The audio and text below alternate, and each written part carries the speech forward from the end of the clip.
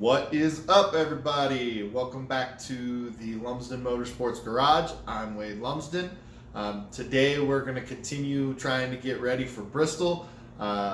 Finally, we have some parts in, so we're going to go ahead and get started with what we do have, which are some bearings for our Weir's bird cages in the back. So we're going to start in the rear and work on getting the rear suspension put together. Remember, if you like what we're doing here and you want to, keep following the adventure and want to see other cool projects that we work on in the future, make sure you like and subscribe.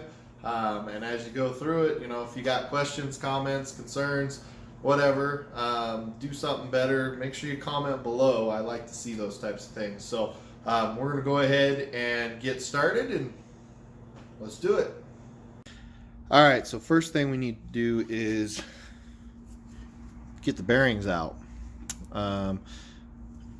This is the bird cage. It had two bearings in it, so two of these.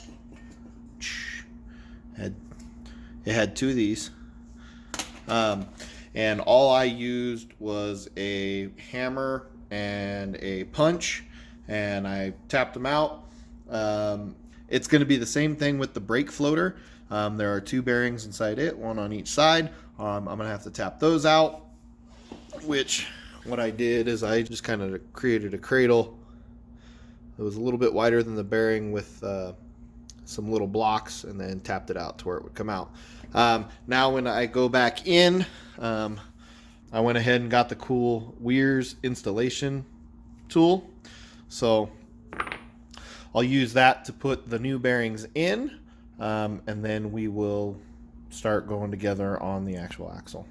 All right, so I already went ahead and installed one bearing, but just gonna flip this around, install the other one.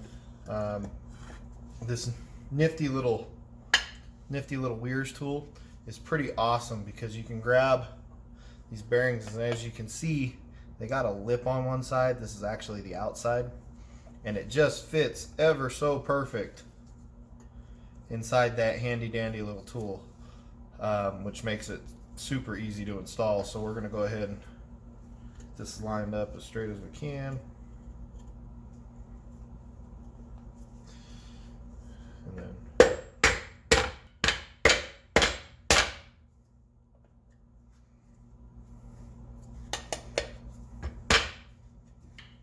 a couple good taps and it's in. It's nice and flush around this side. This end's still out. Man, these bearings actually feel really good. Well, I mean, they should when they're brand new, obviously, right? But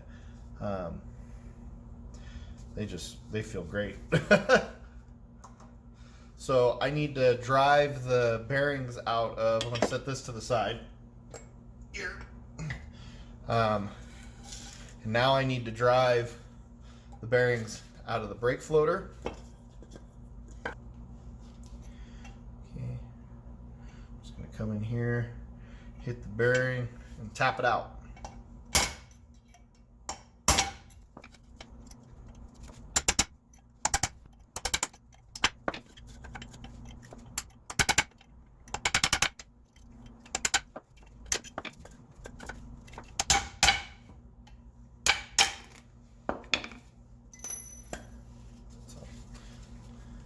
It's out. And what I'm doing is I'm reaching in here and putting the punch right against this surface here and just tapping them out. I know I'm not reusing these bearings anyway, so I don't really care what happens to the bearings. Even though, honestly, that still feels pretty good. But we're here, everything's off, you might as well just maintenance everything, right? So take out the other one.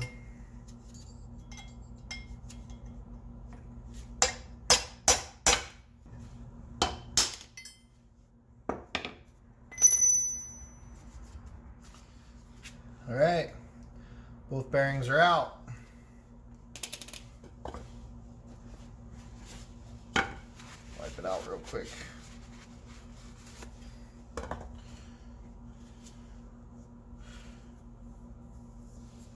Now, these bearings already kind of have an oil film on them, which is going to help with the installation. So that's why I'm not lubing anything up here.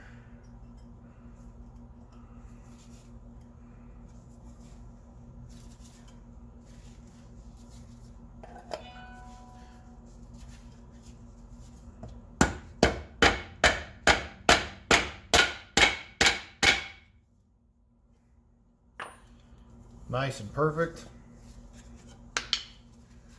On this side.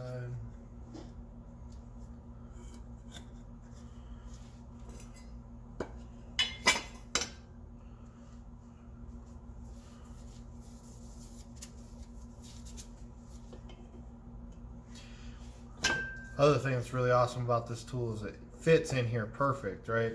So I don't have to take the bracket off. I don't have to take this bracket off to be able to install it. So they did a great job making this tool. Worth it. All right, here we go.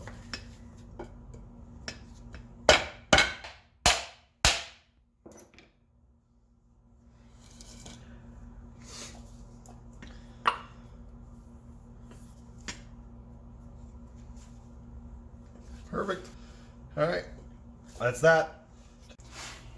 All right, I'm gonna go ahead and start getting stuff slid on here. First thing that needs to go on is clamp ring. Okay, you'll notice there's a side with a groove, a side without a groove. The side with the groove goes towards the bearing. So the first one that goes on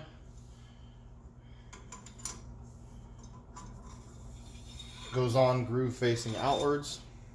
And you can kind of see from before basically where all of my clamps were. So it's not going to be 100% putting these on and getting them tightened up a little bit, only because I actually have measurements from specific locations once everything is bolted on, like the hubs and the brakes and all that stuff. So I'm just going to try to put it back to where they were. But I know that I'm going to have to come back and I will probably have to adjust them even just a little bit. All right, I'm just going to snug this up.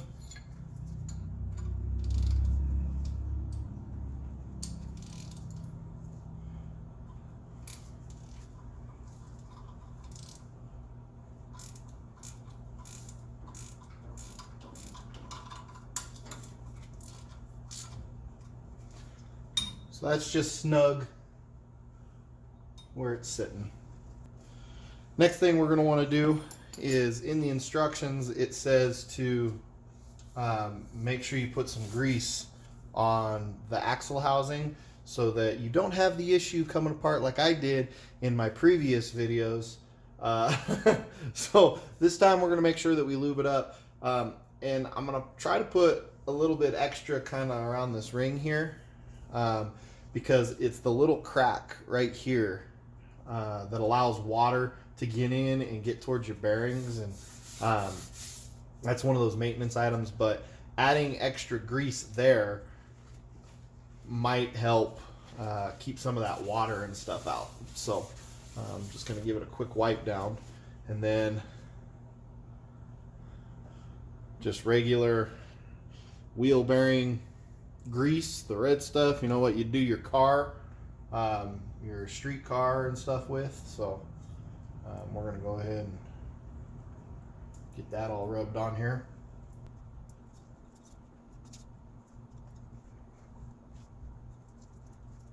And see, now I'm probably overcompensating. You probably don't need this much grease on there, but after what I went through before trying to get it off, yeah, I'm going to overcompensate just a little bit and make sure that this thing is covered in grease.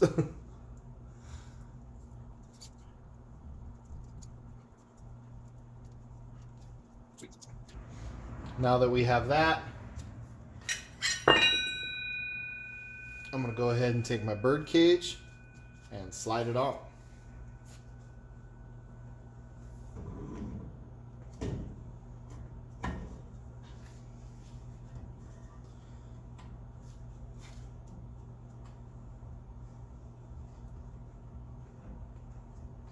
Slides on nice and easy. Took most of the grease away, probably slid it all the way back here and squished it up. That's okay. Now I'm going to take my next clamp piece and install it. But for grins and giggles, I'm going to go ahead and take a little bit of grease here.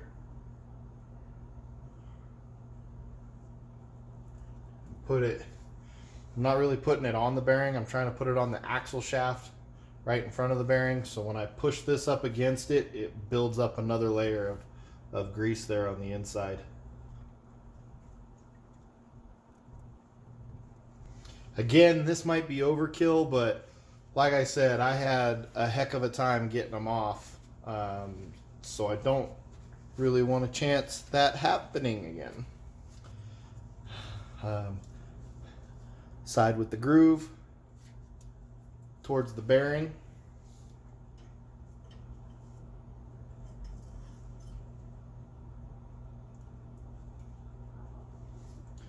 That. We will go ahead and snug this up where it's at.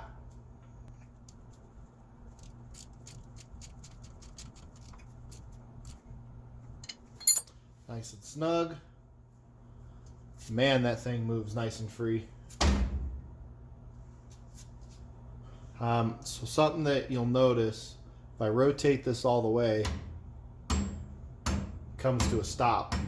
This bolt here is hitting the head of this bolt down here for this plate. But honestly, if your bird cage indexes over that much, you're probably in trouble. So make sure when you're putting this together that you're putting the heads of your clamps in a spot where it's not going to interfere with the travel of your bird cage. And that goes the same with the brake floater. So just make sure you get that in there. And then once we get everything put together, that's when we'll do the measurements to the center of my bars, so that I know that the bird cage is 100% in the correct spot. But for right now, that's pretty good. We'll leave it just like that. So now we're going to do the brake floater. Same thing. Grooved side over to me. And I can still kind of see where the clamp was before. So I'm going to go ahead and snug this up kind of in that general area.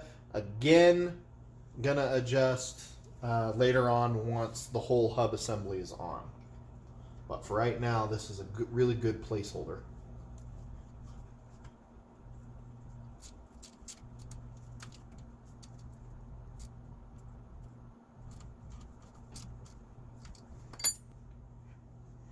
Grease. Create that little barrier.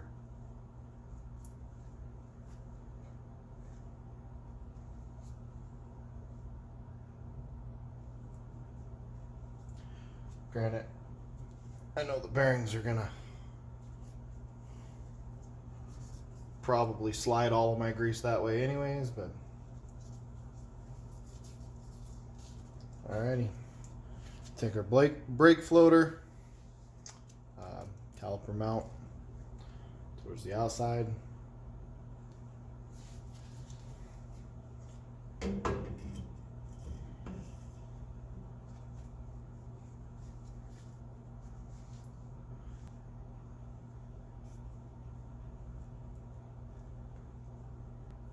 So, good example. See, I let the brake floater rotate all the way around, and then I slid this on.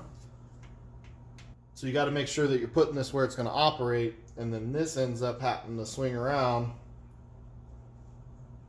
and go down here.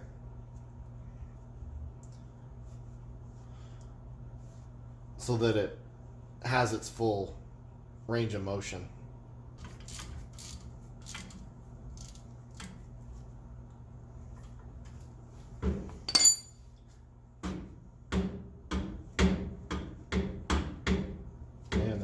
free. All right. So now we're going to do the same thing on the other side.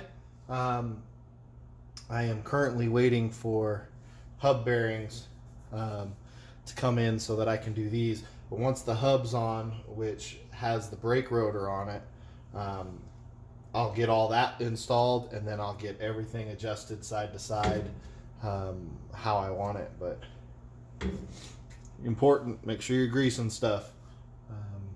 In this case, I don't know if you can over grease it.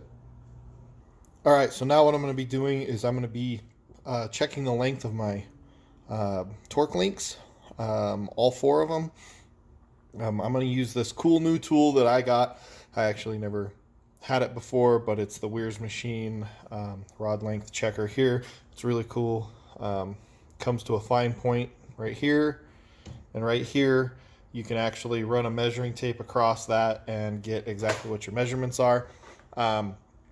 I always found that when I was measuring things, kind of guesstimating where the center of the hole is here, and then guesstimating where the center of the hole is here, I was always, 1/16 of an inch, or sometimes if I was really bad, 1/16 of an inch off of each side. I was 1/8 of an inch off of what I actually wanted. So getting something to get more exact and more detailed, of course that's going to help you, but it's not necessarily a must-have. Like I said, I've been racing for years and never had one of these, but I feel like I'm to the point where I want to be more consistent and more accurate. Precision and accuracy, always good things. So I'm going to be using this tool. I'm going to be taking apart all of the heims and putting some antices in there. I freshen that up every once in a while. Basically, whenever a bar comes off, I like to freshen up, make sure that there's antices in there. Makes it to where it still spins. But after I do that, I'll set it to the measurement that I want. And then in Sharpie, I'll actually write what the measurement is on here. So when I'm still doing my setup and all that stuff, I have quick reference rather than having to go to my book where I keep all my notes. But I'll write the measurement on here. It's not on here right now because it's been worn off, but that's just something I like to do. So I'm going to go ahead and get my bars adjusted to the proper length, and I'll get those shoved on the car. Okay, so earlier in the video, you saw me putting the bird cages and the brake caliper on, actually over on the left side. I know it probably looked like the right side because I was using the camera, and it creates this mirrored image. So that was actually the left side we were putting the bird cages on. So I got the bird cages on the passenger side, or the right side, and this is the one that has the 2 bolts that are drilled and actually tapped to go down into the axle to hold this in place, and then it's just clamped. But same thing, we covered it really well in grease, I still have not 100% tightened these things up because, like I said, I have a measurement from the inside of my rotor to the center of my bar. I do have my bars in place. Instead of going with where Shaw normally says to put them, I just went ahead and shoved them in a spot where it feels like I normally run them. That's probably actually going to affect the way I scale, because it does move the rear end a little bit. So I think technically you should put everything back in its stock location, or in the same spot every time you scale, and reference that as your base, and then move your bars. But I'm gonna try this. Comment below and let me know if you notice a difference if you do that, if you put your bars in a different spot and it changes your scale numbers. I would think that it would a little bit, but that's only because of the rear end actually being sucked in or pushed out based on like the lower arm and stuff, because you're really not supporting the weight of the chassis yet with the upper bar until you're actually on the gas. Your springs and your shock should be doing all that. So in doing this, as you can see, like right here, I got a lot of antices on there. I got a little crazy. The little spacers and stuff in there got anti-seize all over them. But I put anti-seize on the bolt so it can slide in and out the way I want it to. Same thing with on this side, lots of anti-seize, definitely anti-seized in here. One of the next things we're going to anti-seize, this is, so on the right side, this is my coilover shock mount, so spring and shock together. I'm going to pull this out and I'm going to anti-seize it. It's just a bolt that goes through. It's a bolt that goes through that mount there. So I'll anti-seize that so that it rotates good. This rotates pretty good the way it is right now, but I'll do that. And then of course I'm going to go through and wipe off a bunch of excess and stuff like that. So there you have it. All right, so that's going to be it for this video. Thanks for watching. I really appreciate it. Again, we're to a point where we're going to be waiting on some parts. I think our next video is going to be doing hubs and bearings and stuff in the back once those bearings come in. So again, thank you for watching. I really appreciate it. If you like and subscribe, if you like what we're doing here, you still want to follow the adventure and maybe pick up some cool tech tips. Again, comment below if there's things that you do better or have any questions on or anything like that. Again, I'm just here kind of showing you what I do, and I hope you enjoy it. So again, guys, thanks for watching. We'll see you next time.